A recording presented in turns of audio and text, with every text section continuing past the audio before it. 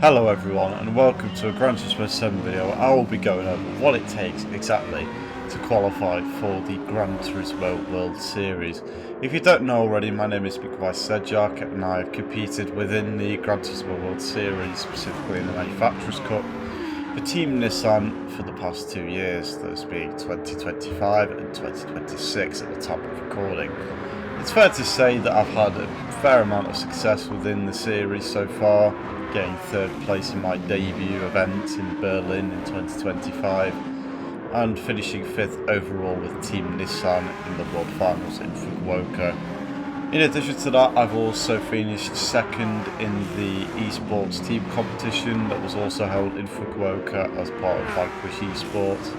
So, as I said before, it's fair to say that I'm quite qualified to talk about what it takes to compete at the very top of these live events.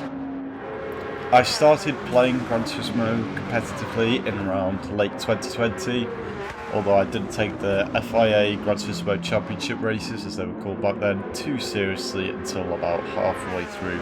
2021. Another important thing to note as well is that I didn't actually start driving on a wheel until about May 2022, when I was very fortunately given it by my team manager from Distinct Gaming, which was my esports team at the time.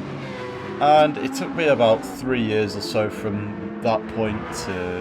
when I actually qualified for the first time in the Manufacturers' Cup. In this video I'll be going over the main steps that you need to fulfill in order to have a chance of qualifying for the Gran Turismo World Series, and how exactly I managed to do it twice in a row. So the 5 main steps that I would class as necessary to qualify are speed, consistency, patience, tactics and mental resilience. So the first sort of step that you need to make sure you've got nailed down is making sure that you are fast enough to qualify for the Gran Turismo World Series. Now, there's some 4 sort of main ways that I used even, to get to the top level, and those are through daily races, GT World Series, exhibition races, time trials and league races. Daily races are obviously the most accessible, as they run every half an hour at most, which means that if you want to race and just improve your pace a little bit, you can just jump in and you don't have to worry about waiting ages for the next race to start. And it's just also a good way to get yourself used to racing other cars on track as well. Time trial also links into this, as you obviously have to time trial to set a lap time in these daily races, so the more time you put into time trial, the further ahead in the race you will start, and the better chances you will increase your chances of winning. GT World Series exhibition races are a lot less frequent these days than they used to be back in GT Sport, but they still do come about every now and then, and they are a great way to put skills to the test against other similarly ranked drivers, and they are also a pretty good way of getting into the fully competitive spirit for the official online series. Now, the last part I would like to mention is also league racing, which is a little bit more obscure, I would say, in terms of improving your pace, but it is a very good way to do so, as you can use different cars, driving different tracks, and you can adapt yourself to all kinds of conditions, such as high tyre wear, high fuel consumption, heavy rain, those kinds of things that can come up within league racing itself. So on the whole, I'd say improving your pace is pretty much the most important step, but it isn't the only one that is important to qualify for these events, because you can have all the pace in the world, but if you can't do good laps one after another, then it's sort of pointless, to be honest with you. So the next point, which is, I would argue, slightly less important, still very much a key factor, is your overall consistency. Now, being consistent is quite difficult to begin with, especially if you're starting out on a wheel. It is very easy to just get too eager on the throttle, for example, and just spin, or it's very easy to just lose focus for half a second and miss your braking point. But it is, again, very important to master the art of consistent fast lap times, which again you can do through daily races, time trials, league races and GT World Series exhibition races too. I would argue that league racing is probably the best way to improve your consistency, as these races tend to be a bit longer than daily races and GT World Series exhibition races, especially endurance races where your stints will often exceed an hour or two. So doing those can really help you just get in the rhythm and improve your overall consistency by just doing lap after lap after lap after lap, which is something that I've actually used in the past few months in particular to really keep me sharp for the GT World Series World Tour events. The third mantra I would say that is quite important is just being patient with your progress.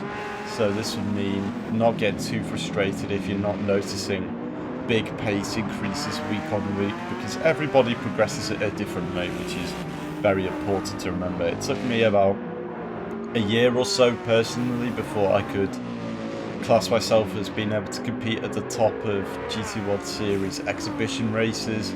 and then another year or two after that until I could fight at the front in GT World Series top split races consistently. So just not being too disheartened when you lack pace at a certain combination is one of the key things, and also just making sure that you play the game consistently as well, because it's one thing to play the game a lot in a brief period, but then if you're going away from the game for 6 months after that, then it's a little bit pointless, to be honest, because you sort of get out of the rhythm of driving, and it just means that you're not going to be in the flow as easily when it comes to driving fast and achieving the good lap times. Now the fourth one is a bit of a controversial one, but I think it's definitely overlooked in terms of how important it is to qualify, and that is various tactics that you can use within the official season races. So the main example of this would be through tanking your driver rating in order to be in a lower lobby, which will give you a better chance of scoring decent points, but also having a much easier time doing so than if you were to race in top split. However, it's very important to note here that they have addressed this issue somewhat by introducing a points boost for top split, 100 points to be exact, which should nullify the impact of lower split on the qualification process. Now this can be a bad thing if you choose a manufacturer that is going to be a little bit more difficult to race a top split with. However, on the whole, I think this is a great change, because you would often see, on race days in particular, you'd see plenty of drivers starting from the back in a daily race B and just racing to see who finishes last and therefore loses the most DRs that they could be in a lower lobby consequently. Another thing as well, which is very controversial,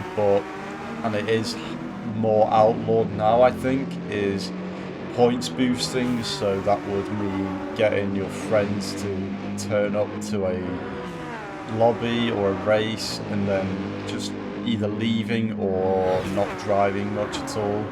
just so you can have a better chance of scoring higher points than your rivals.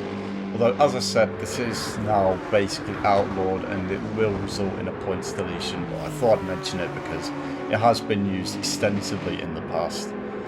to manipulate results and to help drivers qualify for the World Tours. Now, the last point I would like to mention is a little bit more specific to the online season in particular, again, and that is mental resilience. What I mean by this is it's very easy to have one bad round and then to lose all faith in your driving abilities, which will lead to obviously more mistakes, overdriving, and just overall worse performance. So it's very important to keep a cool head during the online seasons, particularly last year for me when I was in a very difficult battle with Mehdi Hafidi, who was a world champion with Nissan. It is very easy to just lose faith and to drive or to push harder than you realistically can, which would lead to, as I said before, more mistakes and just sloppier driving. So I think it's definitely overlooked. I think psychology is important in any form of competition. In particular, if you've got a rival that is more prone to mental fragility, I think it's very important to take advantage of that. Even if they are your friend off the track, I think, you know, sometimes you just have to put that aside and you have to make sure that you can just get the upper hand on them in any way possible. Because they could be realistically or theoretically faster than you, but if they just can't hook it together because they're struggling to have confidence in themselves, whereas you do, then you are going to be much more likely to get the most out of your own abilities and possibly beat your rival that is, on paper, a little bit faster than you. So those are the 5 key points that I would consider important to qualifying, although there are a few other things as well that are very much important, but I'd consider them more honourable mentions. The first of which is just straight up luck. Sometimes your rival can have a disconnect, or sometimes you can get lucky with strategy or battles that result in other drivers going off track. And it depends really what kind of situation you're in. I think, for example, if you're in a manufacturer that is more uncontested, as in you don't have any other top level drivers competing against you for the spot, then it doesn't really have much of a difference. However, if it's a very close battle where every single point counts, then I would definitely argue that luck is a big factor in the grand scheme of things. Another thing as well is the balanced performance. Now, it is very easy to slate your own car when you're in the middle of the official season. I, for one, have done it many times. But it's important to remember that you chose the car for a reason, and it's going to have its strengths and weaknesses most of the time. So it's just very important that you analyse the BOP carefully and make sure that the car choice is right for you. And speaking of car choice, another thing as well that I would like to mention is making sure that you are racing in a car that you are comfortable with. Now, it's not impossible to go into a completely new car and be on the pace straight away. However, I would highly discourage it for the reason that if you don't really know how to drive the car that is theoretically going to be very strong with the current BOP, then you are still going to be a little bit off the pace compared to the car that you were driving, or cars that you were driving beforehand will have a theoretically slightly worse BOP. So for example, in my case, I have been driving the Nissan GTR for about the past 3 years now, fairly consistently, mainly because I just like the way it drives, and it's got a few very good attributes which are important to the general online season, those being solid suspension, good gearing for the most part. Now the 6th gear is not very strong in the Nissan, but the 5th gear is very good, which makes it a great choice for tracks like Spa. And also it's got very good mid-speed cornering too, so 3rd gear corners are really the Nissan's forte. And if there's a calendar with a lot of those kinds of corners, then it's very much going to be at the front of the manufacturer standings. Although obviously the main caveat of the Nissan GTR is the tyre wear, which is among the worst in the class. But on the whole, it's still a very competitive car, and there's a reason it's qualified every single year, bar 2024 in Gran Turismo 7. So just on the whole, making sure that the car you choose to compete with in the official online season is suited to your driving style, because for example, I couldn't jump into the Subaru BRZ 3 days before the online season and immediately have the strongest pace of it, because it's such a specific car with the turbo lag and the downforce and so on. It really means that you have to be driving that car consistently to make sure that you can qualify in top split in particular.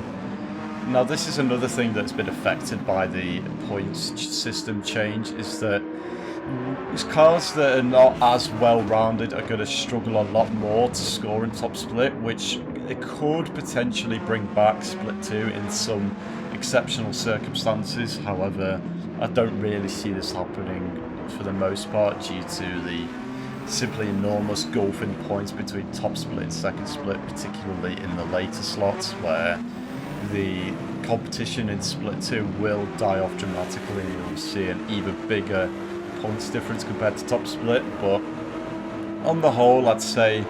those are the main things that you need to consider when qualifying for the Gran Turismo World Series. It is only going to get harder and harder in my opinion as the level keeps increasing, although it is very important to mention that there is still some margin of error within the official online races. What I mean by that is you can afford a mistake or two sometimes in the race, but it does very much depend what kind of race it is. For example, there was a round at Deep Forest this year in the Manufacturer Series where the whole premise of the race was just